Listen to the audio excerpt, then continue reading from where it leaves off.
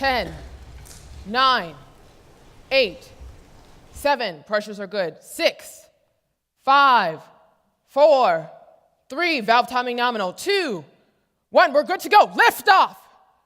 5,000 miles, no excessive vibrations, 10,000 miles, temperatures are good, 15,000 miles, 17,000 miles. Yes, we are in outer space.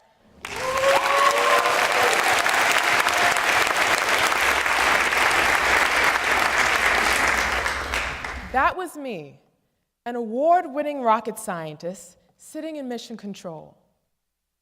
I helped successfully launch Discovery, Columbia, Atlantis, and Endeavour space shuttles. Thank you.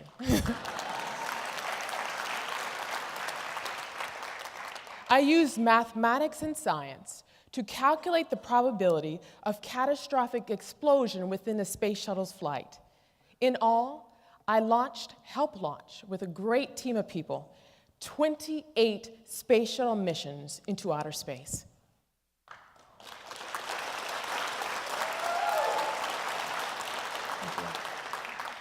Now I can stand here and tell you how great it was to launch from the mission control.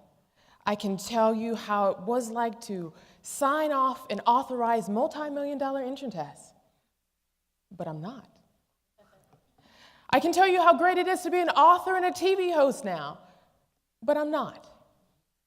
Rather, I'm going to talk about you and me and what comes in our mind in the middle of challenges.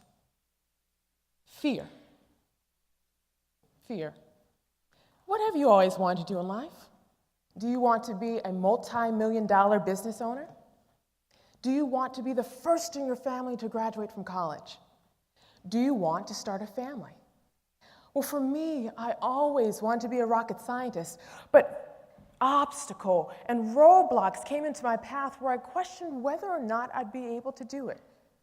The truth is this: if we do not have a way to reprogram our minds to overcome fear, we will never be successful at our own specific missions in life.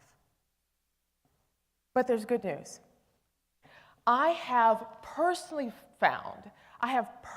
devised a 3-step method to overcome fear and reprogram the brain using 3 key decisions, and I'm going to share them with you today.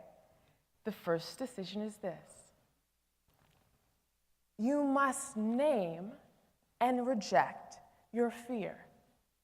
You must name and reject your fear. Now, the easiest way for me to tell you about all these 3 decisions is to take you back in my life and to share with you what happened with me so you have a better idea of how to use these 3 decisions. And it started when I was 6 years old, and I'll never forget that day. I went on a field trip to the Jet Propulsion Laboratory, and there it was wonderful. I remember seeing these big engines and these jets, and we went to their mission control room, and it was amazing. I saw these big TV screens on the wall and these red plush chairs, and I also saw pictures of men launching rockets, and I said to myself, I want to be just like those men. Now, I'm not quite sure if you've noticed, I wear stilettos and skirts. I am definitely a woman.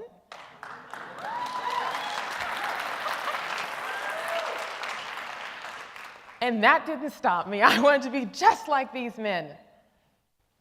But obstacles came into my path. Now here I am, 10 years old, in the middle of a 5th grade class, and right next to me is a boy who's also 10, and he has been recruited into a gang. He and I get into arguments quite regularly because, frankly, I don't know the power of my words at this age. And he wears this ring on his finger that he files down so it acts just like a knife. And so one day in a heated argument, he takes this ring and he socks me right under my eye. Now, being a champion, an Olympian, I stand up to defend myself, and everything goes blank. I cannot see one thing.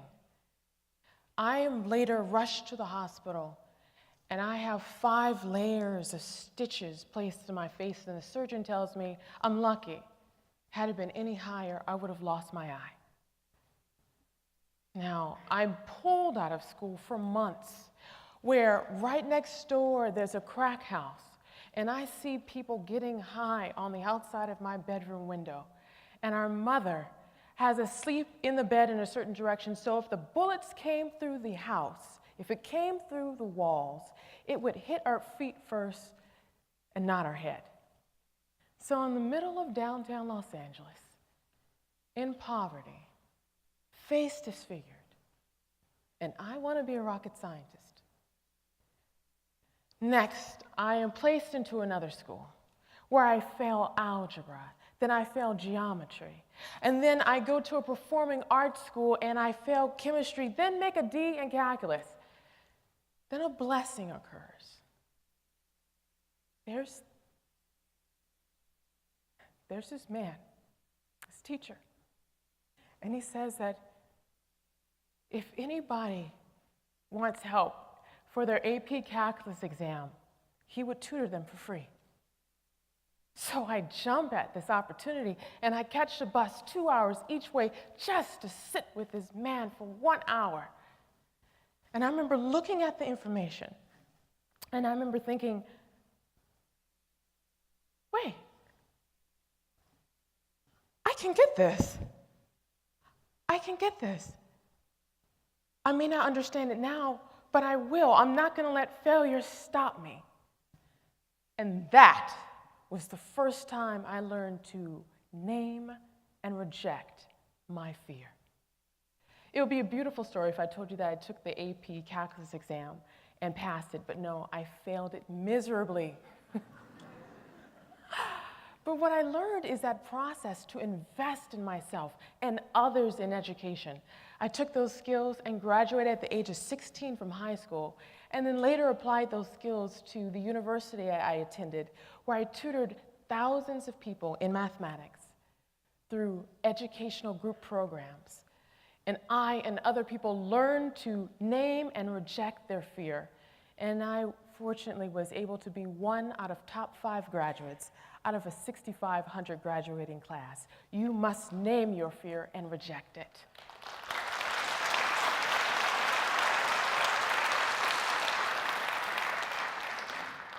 The second decision is this. You must reprogram your brain with different thoughts. You must reprogram your brain with different thoughts. You know how you have a computer and it may be infected with a virus, and you have to take the virus off the computer and reboot it so it operates correctly? Well, our brains are the exact same way. What we have to do is take the virus out, what's called fear. And I learned this my first couple of months working as a rocket scientist. Now, I'm going to share a secret with you. When I first started in rocket science, I was completely intimidated. I remember going inside this room, and there was around 200 people in this room. And I remember looking around, and I was the only woman. And then I remember looking around again, and everyone was at least 20 years older than I was. And I was hearing all these words I didn't know. Beads of sweat would come down my forehead as I was hearing SSME, ITAR, RP1, ISP.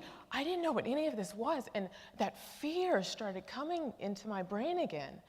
And I didn't know whether or not I'd be able to make a significant difference. Then, a couple of weeks later, I had my second epiphany. I remember going into this room, and then I realized, wait, I'm educated, and I work hard at everything I do. I may not be able to make a significant difference now, but I will. So that's what I did. I literally told myself, I'm going to make a big difference here. And I found mentors to show me what SSME meant, which was the Space Shuttle main engine. The Space Shuttle main engine was huge. I found out where every single duct, line, weld, tube, Every valve was placed, enough so I was able to help redesign new engines and sit in mission control. This work allowed me to become one of the youngest engineers of the year. You must reprogram your brain with different thoughts. And the last decision is this. The last decision is this. You must rebuild your brain. You must rebuild the neurons in your brain by taking action. Now, we've all been there. We've had to lose weight, we've had to get in shape, and it's not enough to simply say, all right, I'm going to get in shape, and then you sit on your couch. You've got to go to the gym, you've got to climb those stairs, you've got to get on a bike, you've got to do something to activate your muscles so you lose weight. Where our brains are the exact same way. The way that we exercise our brain is by taking action in direct opposition to our fear.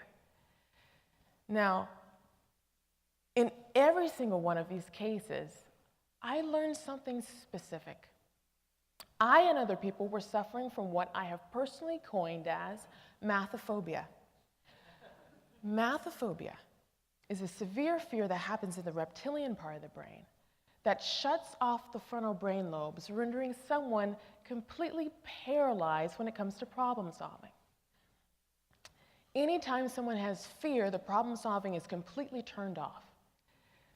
But when we take action in direct opposition from our fear, something amazing happens. Neuron transmitters are created and built within our brain, turning off fear, creating pathways to fire off our frontal brain lobes. And when our frontal brain lobes fire off, we're able to do great things. And I recognized this after I left rocket science. When I left rocket science, I was offered a prestigious position for a banking institution, only to recognize that I loved science and education far more. So I left banking and I decided to be a part-time mathematics professor. But when I did that, the entire United States economy tanked. Nobody was hiring. And here I was, underemployed, struggling to pay my bills. And I almost let fear stop me again. But this time, I was armed with all these experiences, and something different happened this time. I remember sitting there, thinking, what am I going to do? And then I had my latest realization. Wait, I'm talented. If no one is hiring, why not hire myself? So that's what I did. I hired myself. I created my own educational entertainment company. First, I created my website with all the cool different science, technology, engineering, and math videos. Then what I did is form the company specifically. I had to find out the difference between the S corporation and a C corporation. Next, what I did is I hired tutors. Then I wrote a book.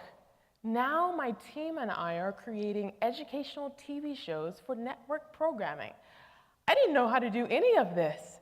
But in that process of learning to become a beginner again, what I was doing is turning off the fear in my own head, creating neuron transmitters in my own brain, firing my frontal lobes, allowing myself to be creative and creating opportunities. So, if there's one thing I want you to remember today, it's this.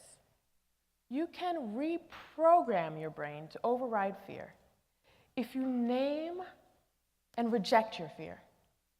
Reprogram your brain with different thoughts and take action in direct opposition to your fear. If you do all these three things, guess what? You can do anything you set your mind to, even become a rocket scientist.